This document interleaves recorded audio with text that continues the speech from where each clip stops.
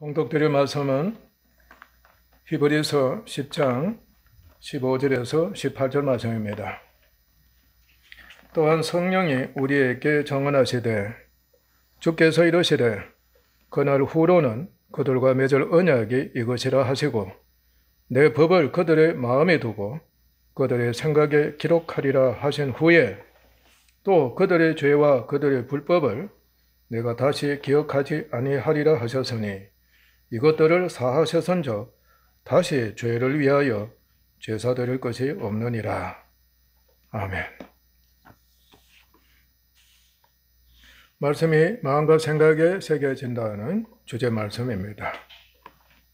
말은 듣게 되면은 마음과 생각에 기록되고 새겨집니다. 특히 충격적인 말은 그러합니다. 사람들은 말합니다. 그 말을 결코 잊을 수가 없다. 그리고 사람은 그가 만든 컴퓨터, 녹음기, 로봇 등에 말을 입력시킵니다. 기록되게 합니다. 그가 말한 그대로 말하고 작동케 합니다. 심지어는 그가 만든 기계가 인간처럼 말하는 것이 되기를 소망해서 연구도 하고 있습니다. 그런데 정죄나 불법, 불의, 부정한 말도 행위와 함께 유지된 죄의 집인 육신에 기록됩니다. 마음이 무엇으로 채워져 있는가 하면은 바로 죄의 성품인 육신으로 채워져 있다는 겁니다.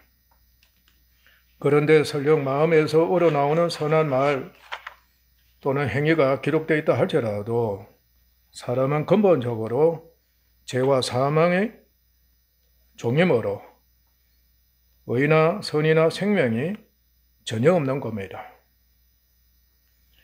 그렇기 때문에 육신에 삼킨 바되 필경은 악한 말을 하게 돼 버립니다. 이것이 인간의 운명입니다.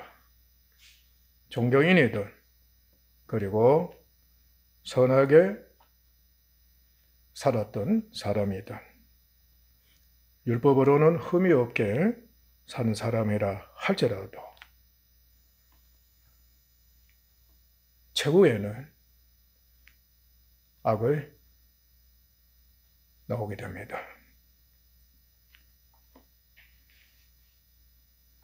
하나님은 이스라엘에게 돌비에 기록한 정죄의 직분인 율법을 주셔서 기록된 대로 다 지켜 행하도록 명하셨습니다. 돌비가 바로 모세에게 주신 겁니다. 그리고 나중에는 목으로 책에 기록해서 지키도록 했습니다. 그것은 그들이 믿음의 선조들과 달리 그들은 처음부터 교만하고 강팍하고 목이 곱고 완고해서 믿음에 의지하지 않고 자신의 행위에 의지했기 때문이었습니다. 이스라엘은 사실상 자신들이 완고하고 교만하고 강팍한 줄 알았겠어요? 몰랐겠어요? 몰랐을 겁니다. 자신의 본성이 이렇게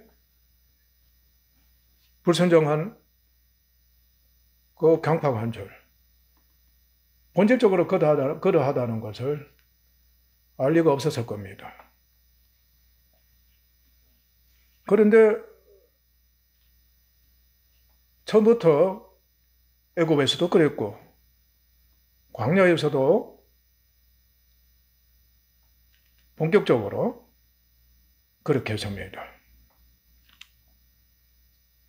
자신들은 그것을 알아야만 했는데 그러니까 20세 이상 된 이스라엘 9세대는 한편은 그것이 당연하다고 여겼을 겁니다. 결과는 심판밖에 없었습니다. 죽음이었습니다. 반면에 신세대는 선조들이 그렇게 불순종함으로써 죽음의 심판을 받았다는 것을 직접 경험한 겁니다. 그래서 그들은 순종을 잘했습니다. 당시에는 율법을 다 지켜 행하는 그러한 때가 아니었습니다. 그러나 모세를 통해서 하나님께서 말씀하실 때 그들은 오직 모세와 하나님만을 믿고 의지하고 바라보며 말씀에 전적으로 순종했습니다.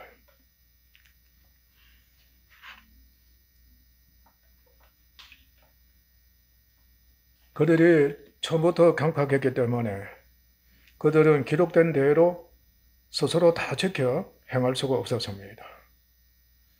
그러니까 사실상 9세대와 동일하게 이스라엘 모든 백성들이 다 그랬다고 여기면 됩니다. 물론 신세대나 또 이스라엘 중에서도 경건한 사람들, 또 믿음의 사람들은 그렇지 않습니다. 그것은 율법은 죄를 단번에 영원히 멸해 살리는 능력이 없고 다만 언제나 죄를 생각나고 깨닫게 하는 임무를 맡았기 때문이었습니다. 명심하셔야 합니다. 율법은 죄를 멸해서 없이 해서 영혼을 살리는, 영생하게 하는 그런 능력이 없습니다. 하나님께서 그렇게 하시지 않았습니다. 오히려 죄를 생각나고 깨닫게 하는 역할을, 직분을 맡겼던 겁니다. 하나님의 뜻은 자력으로서는 결코 율법에 의해 이룰 수가 없는 그들을 율법 아래 매인바되게 하고자 했던 겁니다. 율법 아래 매인바되게. 완전히 율법이 종이 되게 한 겁니다. 그래서 죄와 저주 아래 심판과 죽음입니다. 죄와 저주 아래 완전히 가두어 버리게 하시는 것이었습니다. 완전히 죄 아래 갇힌 겁니다. 육적으로는 이방인의 종로로서 하게끔 그렇게 했다는 겁니다. 이방인은 누구를 상징한다고 그랬죠? 무엇을? 죄를 상징한다고 그랬습니다.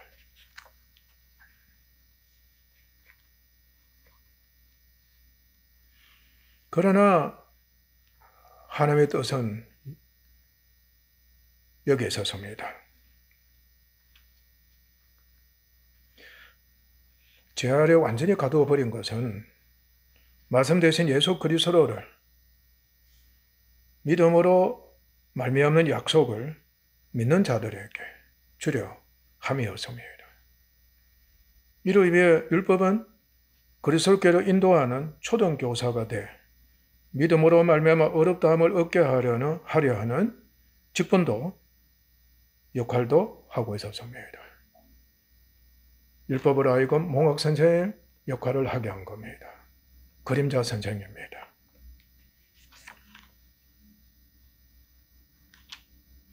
예로서 부모가 자녀에게 질책을 합니다. 그러나 질책을 들었지만은 자녀는 한계가 있습니다. 오히려 질책을 들으면 들을수록 더 때로는 생떼를 부리면서까지 죄가 일으키는 탐욕에 빠져들어가게 됩니다. 만약에 자녀가 두려워가지고 어떻든 율법을 지키려고 하는데 그러니까 어머니의 아버지의 율법적으로 하신 그 말씀을 다 지켜 행하려고 하는데 도저히 다 지킬 수가 없습니다. 부모도 마찬가지입니다. 자신도 율법을 다 지켜 행해야 되는데 그래야 자녀들한테 본을 볼 수가 있는데 그렇지 못하다는 겁니다. 그런데 극한 상황에 처하게 되면, 너무너무 힘들고 지치고 고통스럽게 되면은 구원자를 소망하게 됩니다. 누가 아이를 좀 도와줬으면, 누가 우리를 좀 도와주셨으면 정말 좋겠다. 숨을 쉴 수가 없는 겁니다. 너무너무 힘들어가지고. 얼마나 구원자, 즉 메시아입니다. 소망하는지 모릅니다. 하나님은 구약에서 예레미야서 31장 33절 34절에서 나 여호와가 말하노라. 그러나 그날 후에 내가 이스라엘 집에 세울 언약은 이러하니 곧 내가 나의 법을 그들의 속에 두며 그 마음에 기록하여 나는 그들의 하나님이 되고 그들은 내 백성이 될 것이라. 그들이 다시는 각기 이웃과 형제를 가르쳐 이르기를 너는 여호와를 알라 하지 아니하리니 이는 작은 자로부터 큰 자까지 다 나를 알기 때문이라. 내가 그들의 악행을 사하고 다시는 그 죄를 기억하지 아니하리라. 여호와의 말씀이니라 하셨습니다. 예언의 말씀입니다. 한편은 몽학성의 역할을 하는 율법의 말씀이기도 합니다. 마침내 하나님이 예언하신 대로 그리스도가 오셔서 구속사역과 율법을 성취하셨습니다. 그래서 교회는 우리는 이미 복음의 말씀을 믿음으로 말미암아 그리스도와 함께 죄에 대해서 죽었고 옛사람이 나도 십자가에 못 박혀 죽어 장사됐고 율법에 대해서도 십자가에 못 박혔습니다. 그리고 성령에 의해 근본적으로 본질적입니다. 영혼이 어렵고 생명이 있고 선한 사람이 되는 놀라운 은혜를 입었습니다. 그 사람은 죄와 사망과 악을 능히 멸하고 이기는 신분이 되어버린 겁니다. 하나님의 말씀을 마음과 생각에 주셔서 지금은 말씀이 우리 마음 바로 육의 마음판입니다. 마음과 생각에 기록되고 새겨져 있습니다. 우리에게 복음의 말씀이 마음판에 생각에 하나님께서 주셨기 때문에 새겨져 있고 기록되어 있습니다. 그 말씀은 살리는 영의 말씀입니다. 성령께서 영생하게 하시는 생명의 말씀입니다. 오직 사랑과 은혜로서 성령에 의해서 살려주는 생명의 말씀입니다. 우리는 그 말씀과 연합되어 있습니다. 말씀을 마음으로 생각합니다. 말씀대로 실천하기도 합니다. 곧 영광이 주께서 영으로 우리 안에 거하십니다. 특히 로마서 8장 8절에서 11절 말씀에 자세하게 기록되어 있습니다. 그는 우리에게 그 기록된 말씀으로 말씀하시고 우리와 영으로 교제하시면서 구원으로 인도하십니다. 기록된 말씀으로 말씀하신다는 거 꼭 유념하시기를 바랍니다. 성령이 말씀을 통해 우리 안과 밖의 모든 것을 조명하셔서 알게 하시고 기도를 통해서 회개하고 믿음이 자라고 성화되게 하십니다. 그러니까 말씀이 많이 새겨지고 깊이 새겨지면 새겨질수록 계속해서 기도하는 놀라운 은혜를 있게 하십니다. 기도하기만 하면은 기록된 말씀, 새겨진 말씀이 계속해서 살아납니다. 놀랍습니다. 그리고 전혀 한편은 기록되지 않았다고 여기는데 말씀을 들어본 적도 없는데 그 영의 말씀이기 때문에 영이 서로 연합되어 있단 말이지. 그러니까 그 말씀도 떠오르는 겁니다.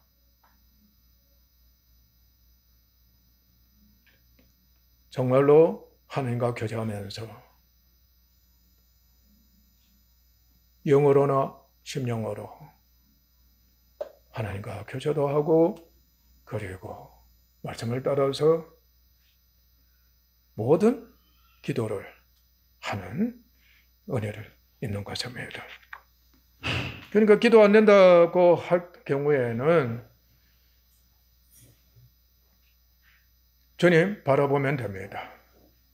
또 여러분들이 그야말로 기록된 말씀 한 말씀이라도 여러분들이 떠올리게 되면 하나님 부르신 거나 다름없습니다. 그 말씀을 시작해서 기도하면 되는 겁니다. 전혀 기도가 안 된다 할 때는 주님께 맡기면 됩니다. 바로 그 상태를 그대로 주님께 맡겨버리면 말씀 대신 주님께서 말씀하셔가지고 말씀대로 기도하는 은혜를 있게 하시는 겁니다. 회개를 잘하면은 아름답습니다. 회개는 곧 믿음을 화합하게 하는, 그래서 회복이 되고 성화되게 하는 전제 요건이 되는 것입니다. 또한 계속해서 교회나 성경을 통해서 그리고 신학 서적도 도움이 됩니다. 이들을 통해서 말씀을 가르침 받게 하셔서 말씀을 더욱 확실하게 깨닫고 마음과 생각에 기록되게 하십니다. 어떻든 믿음으로 말미암아 말씀이 마음과 생각에 넓고 길고 높고 깊게 새겨지게 하는 하나님의 은혜를 있게 하시는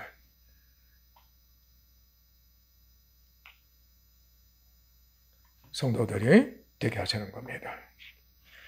그렇게 함으로써 농부 되신 하나님께서 친히 우리의 마음의 밭을 경작해 좋은 밭으로 변화되게 하십니다. 우리의 육신으로 가득 찬 그 마음의 밭이 농부 되신 하나님께서 이제 개관하시고 경작하시는 겁니다. 변화시켜 주십니다. 길가라고 할 때는 마귀가 지배하는 밭이라고 여기도 좋습니다. 돌밭이라고 할 때는 사망이 지배하는 밭이라고 여기도 괜찮습니다. 가시떨기 밭이라고 할 때는 제가 일으키는 정과 욕이 주로 이르기 때문에 제 밭이라고 해도 무방할 겁니다. 꼭 그런 것은 아닙니다.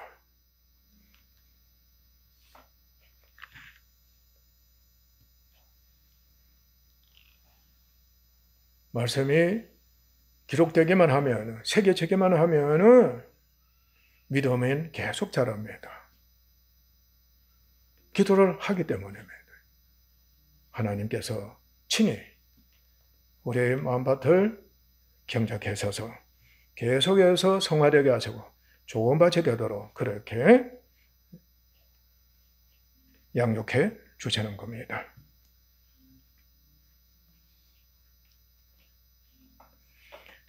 예를 들어 보면 공부를 하게 되면 공부한 것이 머리에 기록됩니다.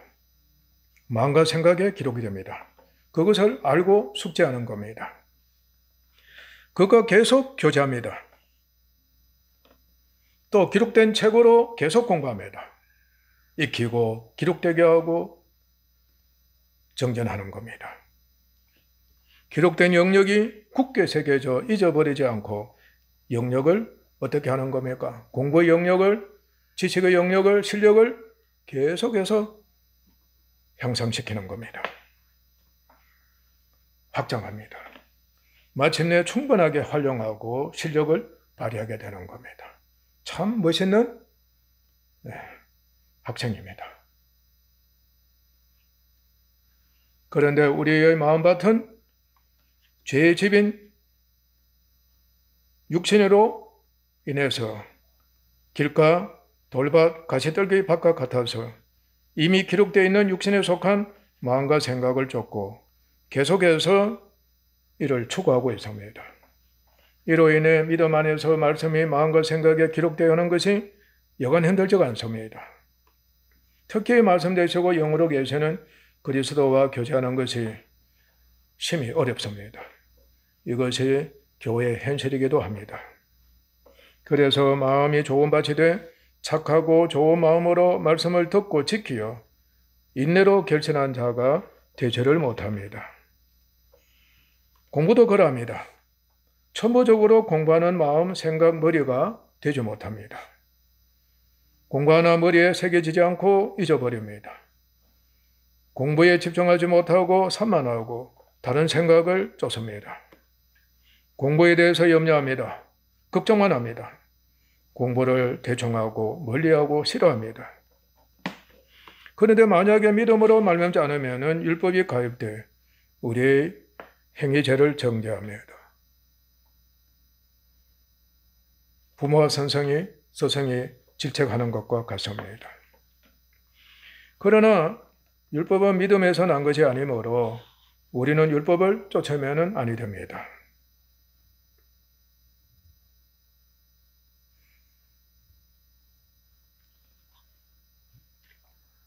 그곳에서 하나님은 살리는 말씀으로 우리를 부르십니다. 그리고 권면하십니다. 우리를 회개와 믿음으로 인도하셔서 회복과 함께 이때 회복이 됐다 할 때는 새 사람이 된 겁니다. 새 생명이 된 겁니다. 이미 은혜를 입은 살아있는 생명이 된 겁니다. 이 생명을 하나님께 드리는 겁니다.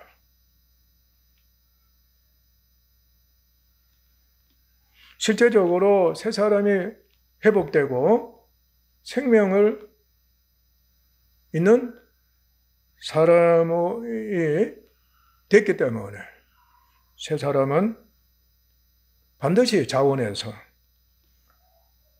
은혜를 입은 사람이기 때문에 자신을 바치게 됩니다. 자신의 몸도 바치게 됩니다. 그래서 산제사로 드리는 겁니다. 이 산제사는 생명 자체를 드리는 것과 함께 그 생명을 제물로 바쳐서 곧 희생 제물로 바쳐서 드리는 것이 다 포함됩니다.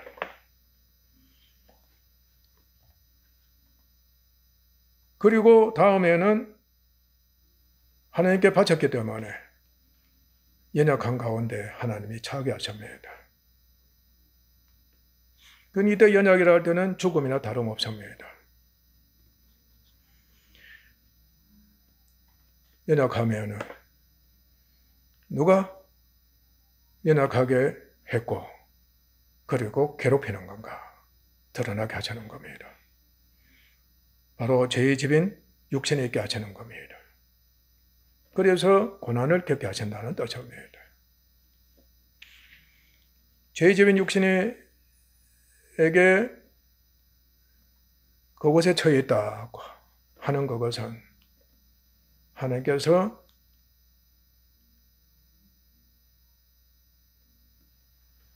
고난케 하는 원소가 바로 죄다. 그리고 육신에는 죄가 있는 곳에는 바로 마귀도 있고 귀신도 있고 사망 권세도 있다는, 그리고 운명 권세도 있습니다. 죄가 일으키는 탐심도 있습니다. 이것들이 연약하게 한다는 것을 하나님께서 깨닫게 하십니다. 율법도 죄를 정죄해서 더욱더 죄를 죄로 밝히 폭로시키게 하십니다. 그런데 이제 율법은 우리가 매인마 되는 것이 아니라, 율법이 주인이 아니라 이제 율법은 정말 목학선생으로서 우리의 종이 되는 겁니다. 아셨어요? 그러니까 죄로 폭로시키는 것은 더욱더 어떻게 하게 하는 겁니까?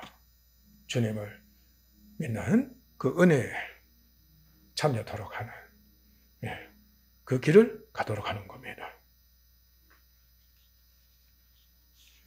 우리는 죄로 인해서 또 율법으로 말미암아 죄가 더욱더 죄에게 되게 함으로 죄가 살아나서 고통을 겪지만, 그러나 믿음으로 믿음에 이르도록 해서 바로 믿음의 실현입니다. 그곳에 인내가 만들어지면서 연단이 되는 겁니다. 믿음이 자란다 하는 겁니다. 또 사람도 변화가 됩니다. 육신으로부터 자유하고 감당하고 정복해서 마음이 경작이 돼 좋은 밭이 되게 하시는 하나님의 은혜를 있게 하시는 겁니다. 이 사람의 마음에는 그 자신이 마음으로 품은 것과 은행의 모든 것이 마음과 생각에 기록되어 있고 계속 기록돼 죄와 심판을 더하고 있습니다. 우리가 은행이라고 할 때, 또 마음으로 품은 것이라 할 때는 믿음으로 말미암지 모든 죄를 의미합니다. 그러니까 믿음으로 말미암지 않으면 모든 것이 죄이기 때문에 모든 죄가 다 기록되어 있다는 뜻입니다. 그리고 계속해서 그 죄가 기록됩니다. 기록되는데 육신이 더 어떻게 되는 겁니까? 더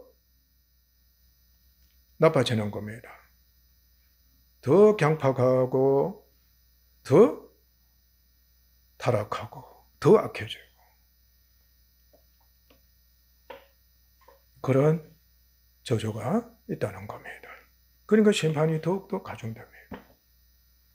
그런데 영혼을 향하고 하는 거예요. 영혼성입니다. 영벌을 향해서 달려간다는 뜻입니다.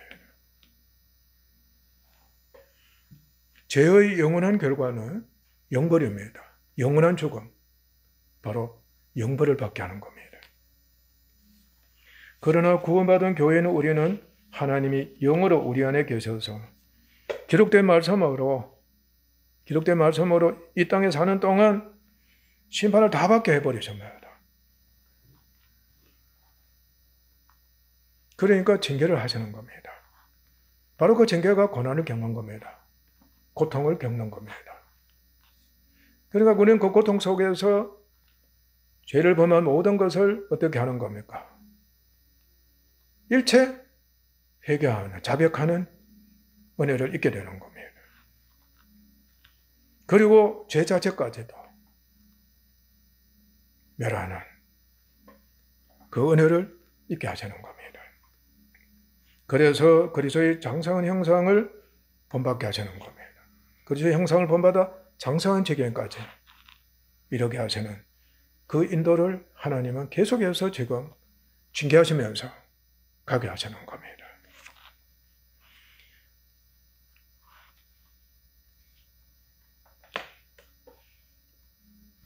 곧 선행만 기록하시는 겁니다. 선행만 기록하신다. 우리 주님 재림하신 그날의 칭찬과 함께 영광의 상을 받게 하시는 겁니다. 그 예수님의 형상을 닮아가니까 주님과 같은 영광에 참여하는 그 상의 은혜를 베풀어 주시는 겁니다. 그러므로 의인은 우리는 오직 믿음으로 말미암아 살면서 말씀이 갈수록 우리의 마음과 생각에 더 확실하게, 더 견고하게, 더 깊게 기록되고 새겨지도록 해서 온전한 성화가 되도록 해야 합니다. 사장 계속해서 말씀이 마음에서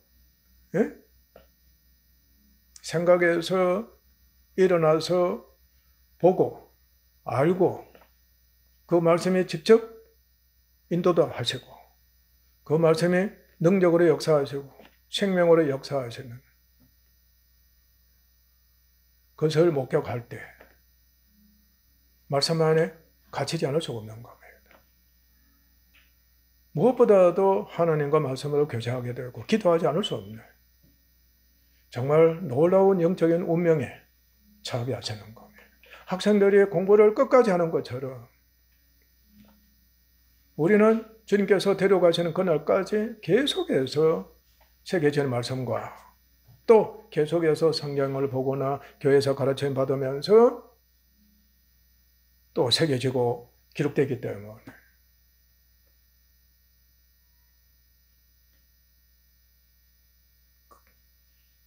그 길로 갈 수밖에 없는 놀라운 은혜가 있는 겁니다. 그러니까 믿음이 있는 사람들은 말씀이 마음판에 생각에 기록되어 있기 때문에, 새겨져 있기 때문에 항상 어디에 있든지 간에 무엇을 하든지 간에 주님과 동행하며 교제하며 기도하는 겁니다. 참 아름답습니다. 그러니까 친구가 따로 없습니다. 다른 무엇이 필요 없는 겁니다.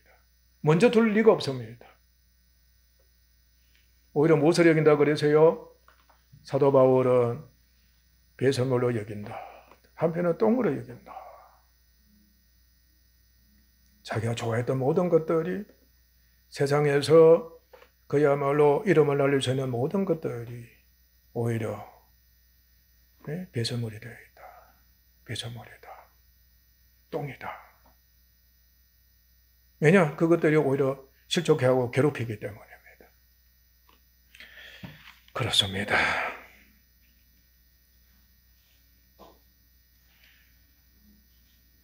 그래서 말씀을 영생을 위한 양식으로 알고 여겨서 먹고 마시면서 마음이 좋은 밭이 되고자 열심히 정진하고 수고하는 겁니다. 그러니까 아이들이 열심히 공부하는 것과 같습니다. 최고 최상의 인물이 되고자, 전문인이 정말 되고자, 모든 사람에게 도움을 주고자 그렇게 하는 것과 같습니다. 그러니까 어떻게 되는 겁니까? 발전이 되는 겁니다. 곧 우리는 마음밭이 발전하는 겁니다. 그러니까 좋은 밭으로 계속해서 변화되어 가는 겁니다.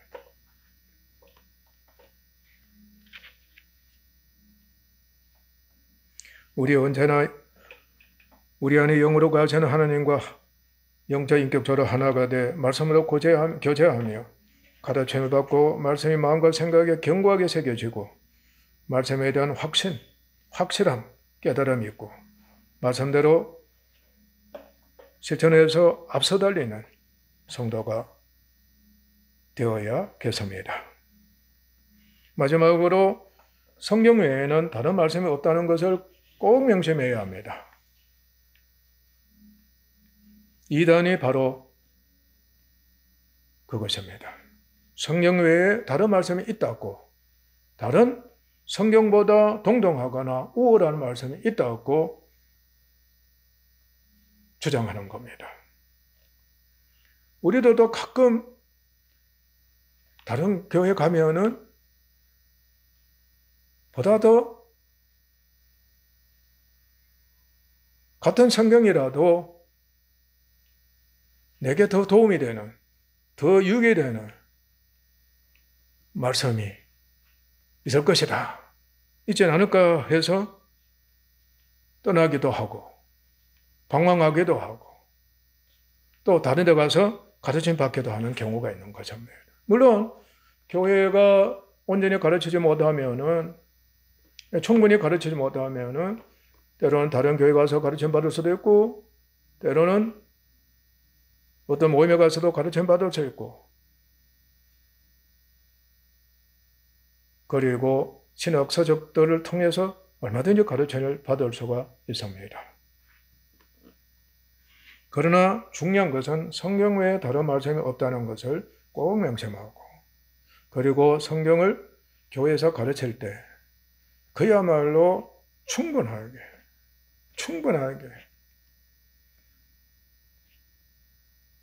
온전하게 정확하게 잘 가르치는 그런 교회가 되어야 한다는 것은 두말할 나위가 없습니다. 부디 우리 교회는 성경이 말씀 대신 그리스도에 대한 기록된 책임을 굳게 명심합시다. 말씀 대신 예수님, 바로 영적, 인격적으로, 도덕적으로 하나가 되어서 교제하는 말씀이다. 그 길만이 영원히 구원을 얻을 뿐만 아니라 예수님의 형상을 본받아 가고, 그리고 마침내 몸이 부활이 되고 그 몸이 주님처럼 영화롭게 되어서 새하늘과 새 땅에서 영원히 영생 복락을 누리면서 사는 교회와 성도들이 되는 겁니다. 우리 이 길을 가도록 주님의 이름으로 축원합니다. 기도하겠습니다. 하나님 아버지 감사합니다. 말씀이 믿는 우리들에게 마음판과 생각에 기록되게 하시니 너무나도 감사합니다. 영의 말씀입니다. 우리의 육으로는 볼 수가 없습니다. 그러나 성령이 역사하셔서 영안이 열리게 되면은 그 기록된 말씀이 생명의 말씀이고 영어롭게 하는 말씀이에요. 신성의 능력 있게 하시는 말씀이에요. 구원하는 말씀인 것을, 율법을 성취하는 말씀인 것을 보면서 깨닫고 아버지 하나님 알게 되는 은혜를 있게 하는 것을 아버지 하나님 경험적으로 알게 하시옵니다. 감사합니다. 참으로 믿음이 자라게 많으면 얼마나 말씀이 아버지 하나님 견고하게 새겨지는지 모릅니다. 부대의 말씀이 계속해서 새겨지기를 바라며 말씀을 교회에서나 성경을 통해서나 신학지식을 통해서나 설교 말씀을 통해서나 가르치는 말씀을 통해서나 기도를 통해서도 이제간에 충격적으로 받아들일 수 있는 은혜를 입었으면 정말 좋겠습니다. 잊을래야 잊을 수 없는 그야말로 은혜의 말씀, 사랑의 말씀, 생명의 말씀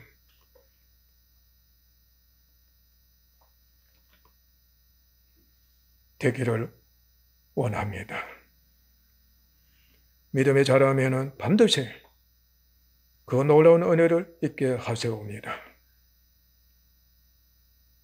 예수님의 형상을 닮아가기만 하면 말씀이 새겨진과 동시에 그야말로 은혜의 말씀, 사랑의 말씀, 너무나도 감동 감화심을 주는 말씀, 정말로 충격을 받는 말씀이 더해져가는 그 은혜를 있게 하시옵니다. 정말로 우리들이 믿음에 자라서 그렇게 되도록 아버지 하나님 은혜를 베풀어 주옵소서. 쉬지 않고 기도해야 합니다. 기도를 통해서 하나님과 말씀으로 교제하는 은혜를 입어야 합니다. 기도를 하지 않으면 믿음 자라는 것이 기적입니다. 믿음 자랄 수가 없다는 것인 것을 명심하게 하시옵고 먼저 행함없는 믿음 있는 자가 되기 위해서 기도를 통해서 믿음이 자라기를 힘쓰는 우리가 되게 하옵소서. 감사합니다. 존귀하신 예수님 이름으로 아버지 하나님께 기도하옵나이다. 아멘.